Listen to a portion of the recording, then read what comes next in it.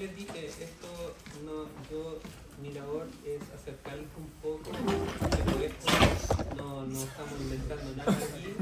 Yo les mencioné que esto lo pueden encontrar en el Barret, Team Barret.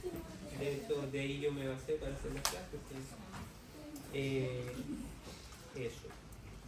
Les voy a enviar los PDF, más o menos lo que vamos haciendo.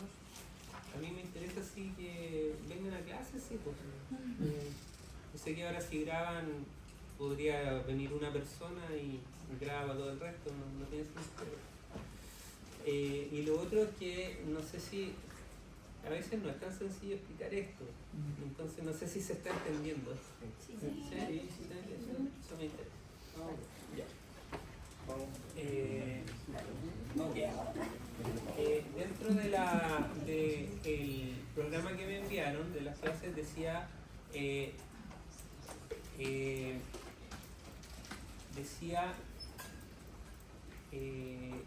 secreción endocrina del tubo digestivo, ¿no? Eso es como, no sé, así que yo lo enfoqué como en la secreción gástrica, ¿no? Así que si ven, van a decir, oye, no lo hicieron en clase de secreción endocrina del tubo digestivo. Bueno, la secreción endocrina gástrica. ¿Ya? La fisiología de la secreción gástrica son mecanismos reguladores. ¿Qué es lo que se espera que aprendamos con esto? Entender el papel de la secreción del ácido gástrico y otros productos de la secreción en la función digestiva, identificar las regiones del estómago y los tipos celulares especializados que producen las secreciones gástricas, entender la fase cefálica, gástrica e intestinal de la respuesta secretoria, son mecanismos de control, y describir la base celular para la secreción de ácido y los cambios morfológicos de las células parietales. Nos vamos a ir dando cuenta de que muchas cosas se van a ir repitiendo, porque en el fondo a medida que vamos avanzando en las clases, las cosas que ya hemos visto se van integrando, ¿ya? Y eso es una gracia que tiene esto. ¿Cuál es la función del estómago? Por supuesto, ser un reservorio, es un reservorio muscular y permite recibir el alimento después de la deglución y secretar jugo gástrico, principalmente ácido clorhídrico, que es la primera fuente importante de la capacidad digestiva del sistema gastrointestinal. En realidad no es la primera porque tenemos las glándulas salivales, que podríamos decir que son las primeras estructuras que juegan un rol, pero sin duda el jugo gástrico y el estómago es el más relevante, ¿cierto? Sus funciones, obviamente, digerir inicialmente las proteínas y los lípidos, favorecer la absorción de vitamina B12 mediante la secreción del factor intrínseco por parte de las células principales que se une a la vitamina B12 y que permite que viajen juntos hasta la zona de absorción de la vitamina B12 que es en el ilion distal. Si bien es cierto, el hierro de la dieta se absorbe principalmente en la segunda porción del duodeno, en el estómago también es capaz de producir y favorecer la absorción de hierro y permitir la esterilización del alimento ingerido mediante la eliminación de una gran cantidad de bacterias y elementos nocivos que van junto con los alimentos. Entonces, los productos de secreción gástrico son muchos, una gran variedad de productos especializados y que son liberados por distintas células y estructuras que se encuentran en el estómago.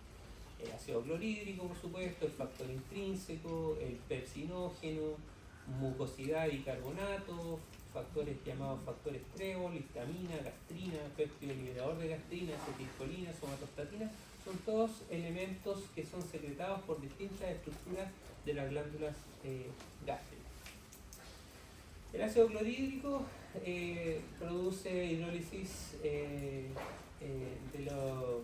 y favorece el proceso digestivo mediante hidrólisis de los componentes alimentarios, facilita la descomposición química de los nutrientes en nutrientes más complejos, tiene una acción antimicrobiana el ácido, la acidez gástrica proporciona una barrera defensiva contra los microorganismos patógenos, logra esterilizar de cierta manera el alimento ingerido y protegernos, de hecho elimina una gran cantidad de bacterias.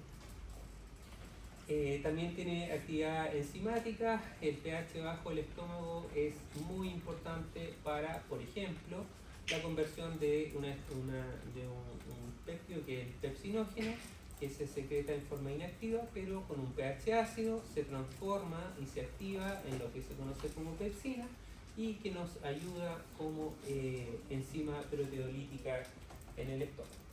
¿Ya? Entonces, el ácido clorhídrico, muy importante por las características que tiene y que permite hacer.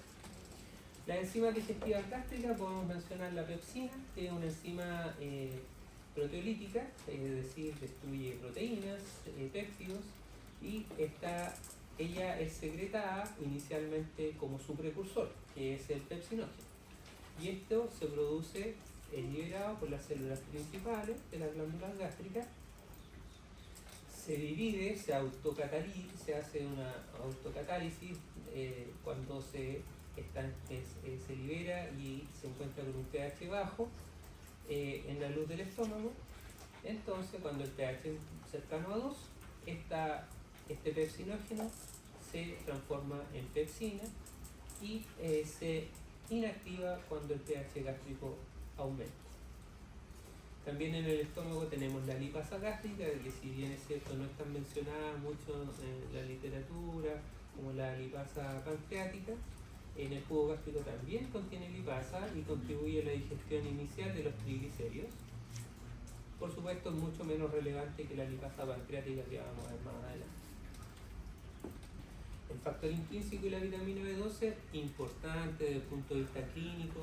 Cuando vayan viendo ya ramos clínicos se van a dar cuenta de que hay muchas patologías que se asocian a déficit de factor intrínseco y muchas patologías que se asocian a déficit de vitamina B12. Entonces el factor intrínseco es un péptido, claro, que es sintetizado por las células parietales del estómago. Las mismas que secretan ácido, también secretan este factor intrínseco. Que hace el factor intrínseco? Se une a la vitamina B12 que ingerimos, y esta se une y viaja, como les decía, hasta llegar a la parte del ilion distal, donde se absorbe la vitamina B12. Doctor, ¿el factor intrínseco también es una enzima? Es un péptido, no es una enzima propiamente tal. La ausencia del factor intrínseco, como ocurre en la anemia perniciosa, que se da en pacientes con alcoholismo o en pacientes que tienen gastritis atrófica autoinmune, ¿cierto? O pacientes que simplemente no tienen estómago porque han sido operados, con pacientes post-gastrectomía, pacientes después de cáncer gástrico que tienen que sacarle el estómago, ¿sí? Puede resultar, al no tener el factor intrínseco, en un déficit de vitamina B12, ¿ya? Y estos son pacientes que requieren suplementación.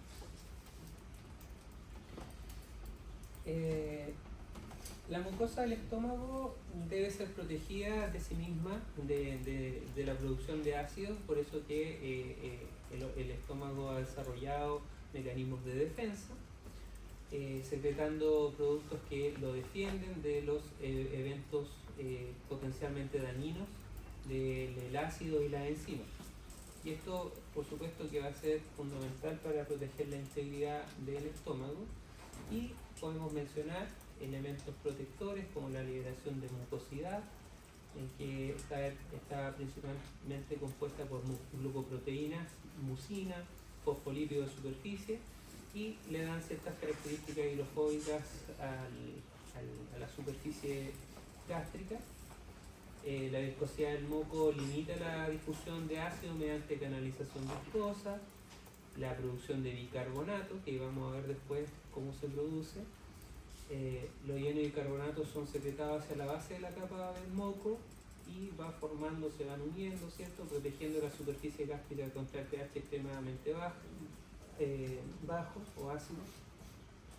Y unos péptidos llamados factores Trébol, que son pequeños péptidos que se unen también a las cadenas de los carbohidratos de las moléculas de mucina y aumentan la estabilidad de esta capa protectora. Anatomía funcional del estómago, ya hemos mencionado, ¿cierto?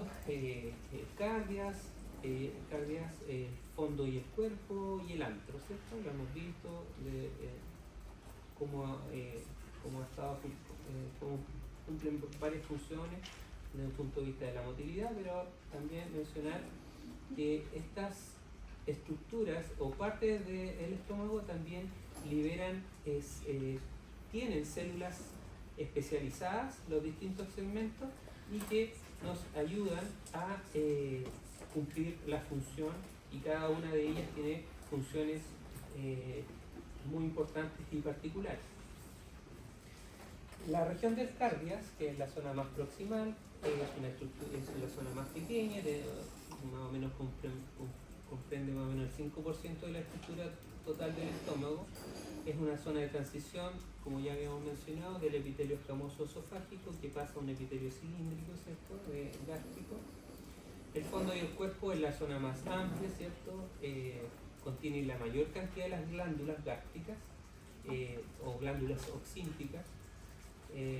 Incluyen, estas glándulas contienen células parietales, células principales y células enterocromafines, que son responsables de gran cantidad de secreciones distintas por el estómago. Y en el antro es la región inmediatamente distal al cuerpo y proximal al píloro. Se encarga principalmente, como dijimos, de movimientos más intensos para mezclar el contenido en la cámara gástrica, pero también tiene liberación de algunas hormonas y péptidos a partir de células especializadas, como son las células G y las células D. Entonces, esto lo vimos en la primera clase, cuando conversábamos que las células madre principalmente se encuentran en el istmo o en el cuello de la glándula, y las glándulas podemos decir que estructuralmente se dividen en la región del cuello, en la zona del cuerpo y en la zona de la base. Nosotros habíamos dicho que principalmente las células madres se encontraban en la zona del cuello, ¿ya? Y que comienzan una diferenciación celular hacia proximal, principalmente con células que son secretoras de mucosidad, de moco, como lo que acabamos de conversar, y hacia la profundidad de la glándula, células especializadas, como son las células parietales, que secretan ácido y, como dijimos hace poquito, también secretan factor intrínseco, las células enterocromafines, que secretan histamina, y las células principales, que, como habíamos dicho hace poquito, también secretan pepsinógenos, que en forma inactiva, pero cuando salen a la luz y se encuentran con un pH cercano a 2, se transforma en su forma activa, que es la pepsina. ¿Sí? Eso está clarito. Entonces, las células parietales son especializadas para secretar ácido clorhídrico, factor intrínseco, contienen numerosas mitocondrias porque obviamente tienen que trabajar mucho para producir mucho ácido, mucho factor intrínseco, entonces tienen alta cantidad de mitocondrias y se organizan en su interior en vesículas o muchas tubulosículas. Las células principales almacenan, como mencionamos, pepsinógenos en los gránulos apicales y liberan su contenido por exocitosis. El pepsinógeno es el precursor de la pepsina, que es la principal enzima proteolítica. Las células enterocromafines secretan histamina y desempeñan un papel importante en la regulación paracrina de la secreción de ácido gástrico. También tienen un rol en la secreción de ácido, lo vamos a mencionar. Y las células mucosas, que son principalmente las células más superficiales, secretan, como su nombre lo dice, moco protector, y tienen una amplia tasa de recambio. La célula parietal es una célula, por supuesto, muy importante porque secreta el ácido y también el factor intrínseco. Tiene una gran capacidad secretoria y sus altos gastos energéticos están, como les mencionaba, se reflejan en que tienen una gran cantidad de mitocondrias.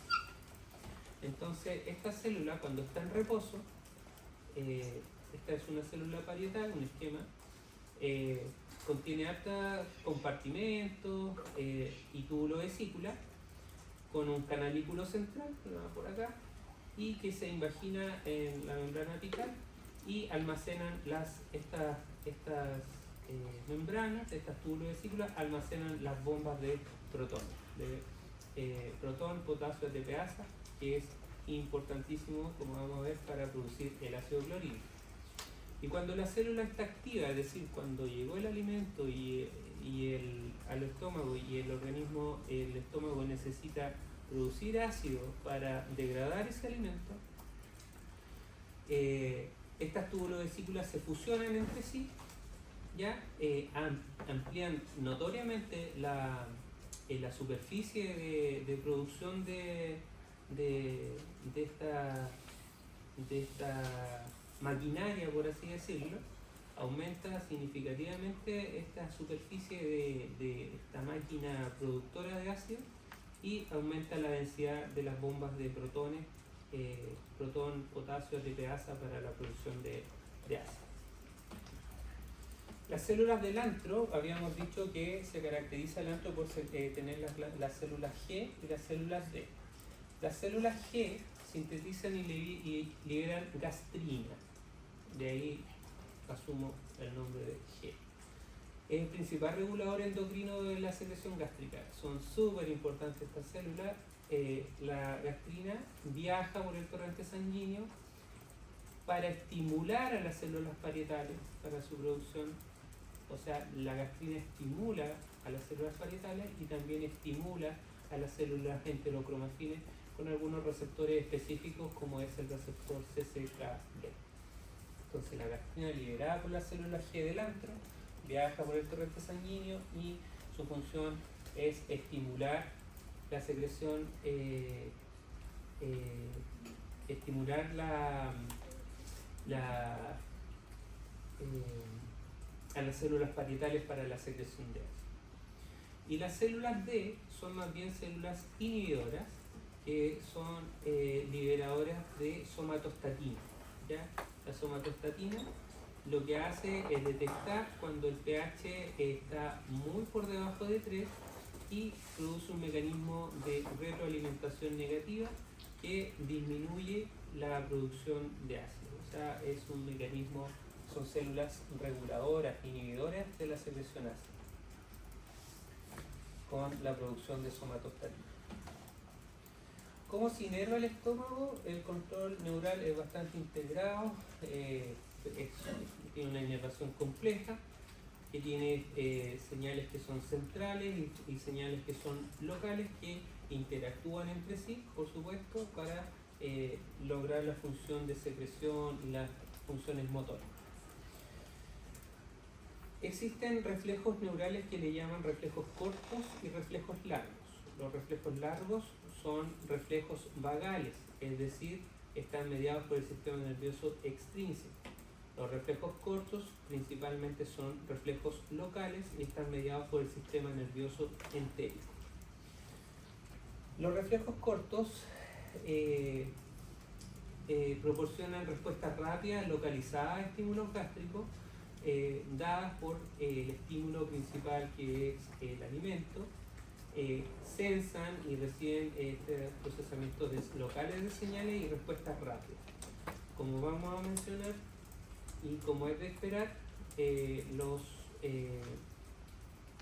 neurotransmisores que aquí influyen son la acetilcolina y el óxido nítrico principalmente.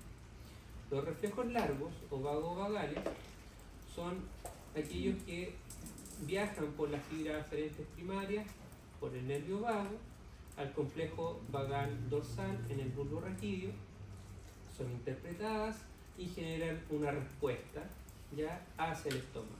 Integran entonces tienen una integración de señal central, se coordinan además por esta gran red de neuronas, también con el sistema nervioso entérico, y están moduladas por los centros superiores a nivel del bulbo raquídeo y también del hipotálamo. Entonces,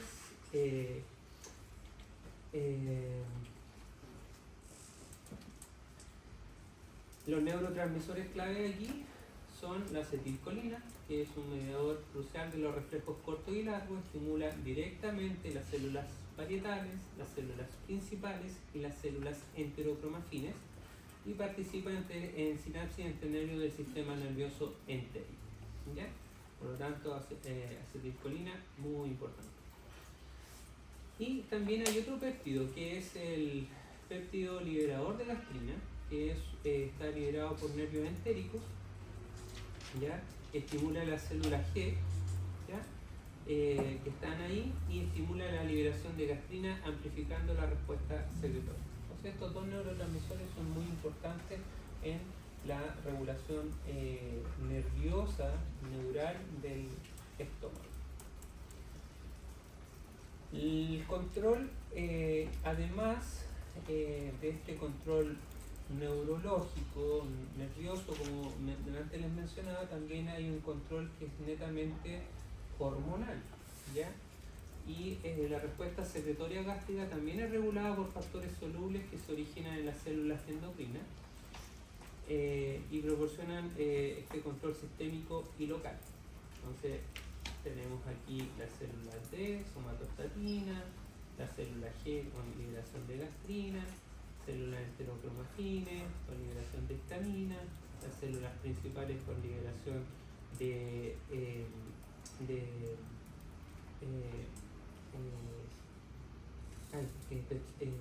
pepsinógeno y las células parietales con liberación de ácido. Entonces, este es el mismo esquema. Vamos a conversar aquí la gastrina, que es lo que hace el regulador endocrino primario de la secreción gástrica, está liberado por la célula G, acá, ¿cierto? Y viaja por el torrente sanguíneo para ejercer su efecto. ¿Y cuáles son ellos? Estimula las células parietales, entonces tiene la gastrina y estimula la célula parietal para se encuentra ahí con los receptores SKP, también estimula las células enterocromafines para la liberación de histamina, promueve el crecimiento también de la mucosa gástrica. Entonces la liberación de gastrina va a estar regulada negativamente por la acidez mediante la liberación de somatostatina, como habíamos dicho, que por feedback negativo, cuando hay demasiado ácido, estimula la liberación frena, por así decirlo, o inhibe la liberación de gastrina por la somatostatina, que están contenidas en las células llamadas células D. ¿Se entiende? ¿Sí? La histamina, que es liberada por las células enterocromafines, ¿qué es lo que hacen ellas? Liberan histamina bajo la influencia de la gastrina y también de la acetilcolina. La acetilcolina está en todo. La gastrina y también por acetilcolina. Difunde hacia las células parietales vecinas en el microambiente gástrico y también activa la secreción de ácido mediante receptores de histamina en las células parietales. Es decir, las células parietales tienen receptores de histamina que son activados por la histamina producida por las células enterocromafines. Y ahí está el origen de por qué algunos fármacos que bloquean los receptores H2, como la ranitidina, la famotidina, bloquean estos receptores y disminuye la acidez gástrica. ¿Ya? Claro que hoy en día la famotidina y la ranitidina están muy en desuso, obviamente ahora se usan mucho más los prazoles, el omeprazol, que inhiben la bomba de protones, que vamos a ver ahora, ¿no? Pero ese es el mecanismo de acción, por ejemplo, de estos fármacos como la famotidina, ¿ya? Que es cuando son anti-H2, es decir, bloquean la liberación de histamina para que no estimule a los receptores H2 de las células parietales. ¿Se entendió? Ok. También, ¿qué pasa en la célula parietal? La célula parietal tiene algunas características. Por ejemplo, que tiene varios receptores. Tiene receptores, como ya dijimos, de histamina, tiene receptores de acetilcolina, que son los receptores muscarínicos, y tiene receptores para gastrina, que son los CCKB. entonces tiene varias formas de ser estimulada. Y estos estímulos pueden ser además sinérgicos entre ellos. Los receptores de histamina están enlazados por la vía del AMP cíclico como segundo mensajero. La vía de acetilcolina y la gastrina tienen como segundo mensajero el calcio. Y como mencionaba antes, estos receptores pueden funcionar en forma sinérgica.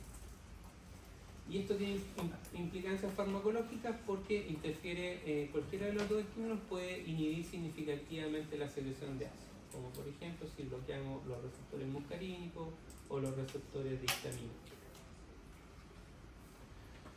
La somatostatina, que ya hemos dicho varias veces, secretada por las células T del antro, se liberan en la mucosa cuando el pH está muy ácido o muy por debajo de 3 y proporciona un mecanismo de retroalimentación. Inhibe la liberación de gastrina desde las células G, disminuye la actividad de las células enterocromastinas, por lo tanto disminuye la liberación de histamina, reduce la secreción de las células parietales y disminuye la secreción de las células principales. Ya estamos muy cercanos a terminar. ¿Cuáles son las fases de la secreción gástrica? Básicamente 3, una fase de anticipación de la ingestión y fases que tienen que ver con el procesamiento del alimento.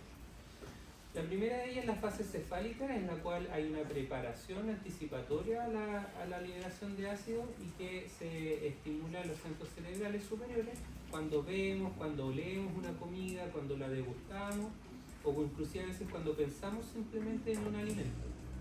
Esto se integra en el hipotálamo y estos estímulos viajan al bulbo raquídeo, específicamente al complejo vagal dorsal. En este lugar se integran señales y se genera un flujo de salida vía vagal eferente que inicia esta conducta secretoria y motora en el estómago y los segmentos distales. Entonces, este flujo de estímulo viaja por los nervios, llega hasta los nervios entéricos, hace sinapsis con los nervios entéricos y se libera gastrina y acetilcolina. Y el péptido estimulador de gastrina también estimula las células G y mayor liberación de gastrina que viaja por el torrente sanguíneo y esta gastrina va a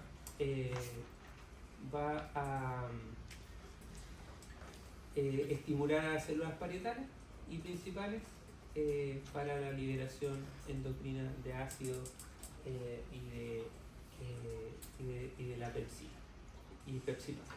¿Sí? Eso es como el flujo de la fase cefálica o en la fase anticipatoria. Después tenemos la fase gástrica, en la cual el estímulo químico, los péptidos y los aminoácidos que están derivados de las proteínas que consumimos, ya la persona consumió el alimento, activan la presencia de la liberación de gastrina.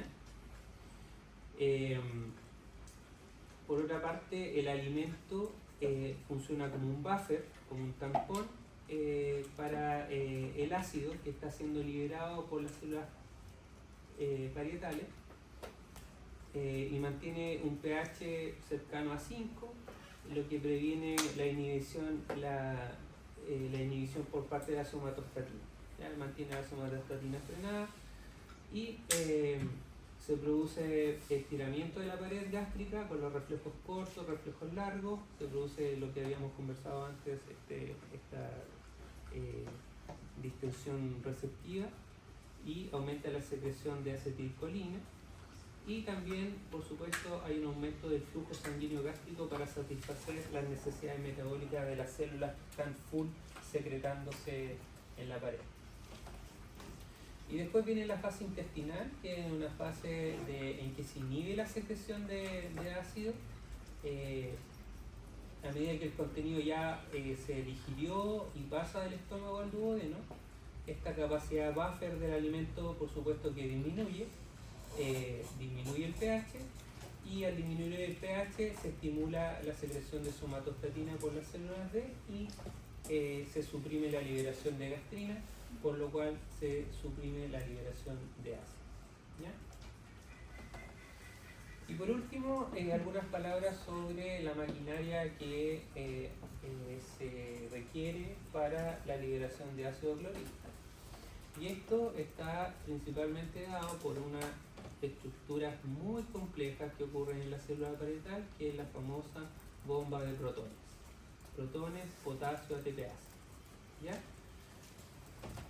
Lo primero que ocurre es que hay una enzima que se llama anidrasa carbónica 2 que cataliza la reacción de CO2 y agua y lo transforma en protón y bicarbonato. Estos protón y bicarbonato,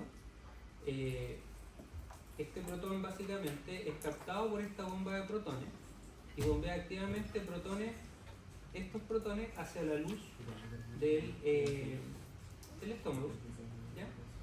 Y lo intercambia por potasio, por eso se llama bomba hidrógeno potasio ATPase. ¿Ya? ¿Por qué? Porque además consume ATP. ¿Ya? Y esto está principalmente en las túbulo-vesículas cuando están en reposo. ¿Se acuerdan cuando veíamos esta foto? Que decíamos que aquí está ocurriendo bueno, todo eso está ocurriendo aquí, en estas túbulo-vesículas de la célula parietal. Entonces, estos iones de potasio, como sale el protón y entra el potasio, entran a la célula por otra bomba que es la sodio-potasio ATPase, que se encuentra en la zona vasolateral, y salen por los canales de potasio. ¿Ya? Acá. Y esto está continuamente ocurriendo, ¿ya? Un mecanismo perpetuo prácticamente. Y estos hay canales de cloro, ¿ya? Que se especializan en la salida de cloruro y coinciden con la salida de los iones de protones y se forma el ácido clorhídrico en la luz gástrica. ¿Ya? Por lo tanto, los omeprazol que ustedes deben conocer o escuchar o usar quizás, lo que hacen es bloquear en forma irreversible esta bomba de protones de potasio ATPase, bloquean esta bomba y por ese mecanismo se bloquea la secreción de ácido. ¿Ya? Entonces, cada protón que es secretado genera además un ion bicarbonato. ¿Ya? Cuando se produjo toda esta reacción por parte de la anidrasa carbónica 2. Entonces, estos ion bicarbonato, si se acumularan dentro de la célula, aumentaría el pH y tendría efectos perjudiciales, obviamente. Por lo tanto, estas células parietales descargan el bicarbonato por la membrana vasolateral para mantener un pH adecuado dentro del citosol. Y esto ocurre por medio del intercambiador de cloro bicarbonato, bombea también por vesículas intracelulares. Estas vesículas se fusionan y también por la membrana vasolateral liberan bicarbonato. Y este bicarbonato es el que se une también a la mucosa, al moco secretado, para cuando veíamos que se formaba esa capa protectora. ¿Ya? Del fondo, ¿de dónde sale ese bicarbonato? También sale de la célula parietal. Y la marea alcalina, concepto que ustedes deben haber escuchado, que es esa sensación de letargo después de comer, ¿cierto? Bueno, básicamente, ¿qué es lo que ocurre? Que este bicarbonato se intercambió, también entra al torrente sanguíneo, ¿ya?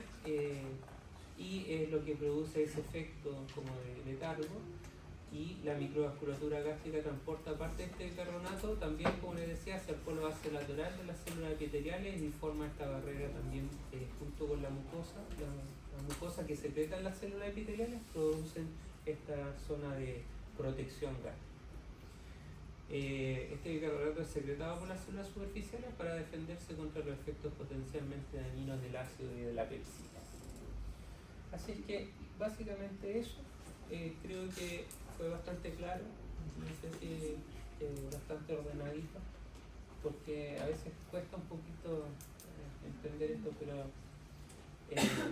creo que fue bastante claro. Eso pues chiquillos, nos veremos la próxima semana, probablemente en la misma hora.